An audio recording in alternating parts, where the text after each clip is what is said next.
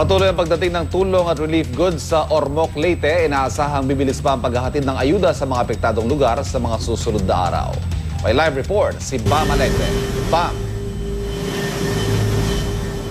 Ivan, narito tayo malapit sa Ormoc Pier at sa Ormoc City Superdome. Ito yung bagsakan ng relief goods. Hindi lang para sa lungsod ng Ormoc, kundi maging sa mga kalapit na bayan dito sa Leyte. Ayon mismo kay Pangulong Noynoy Aquino, ito raw ang Ormoc ay malaking bagay daw na naging operational yung pier at airport nito sa kabila ng malawak na pagkawasak nito, 95% yung estimate ng lokal na pamahalan. At asahan daw na sa mga susunod na araw, lalo pang bibilis ang daloy ng relief operations matapos daw nilang isaayos ang ilang transportation glitch. Kabilang na dyan ang pagpapabuti ng kondisyon ng mga pantalan at paliparan. Inaasahan din daw na darating pa ang mas maraming tulong mula sa iba't ibang mga bansa. Halimbawa na lang kahapon dumating yung medical supplies mula sa Norwegian at Canadian Red Cross, maging yung Swedish Air Force na nag-medical evacuation ng ilang mga sugatan dito sa lungsod ng Ormoc. Itong Ormoc City Pier ay open for commercial trips papuntang Cebu, samantalang ang Ormoc Airport ay para lamang sa mga chartered flights. Yan ang latest mula rito sa Ormoc City. Balik sa iyo, Ivan.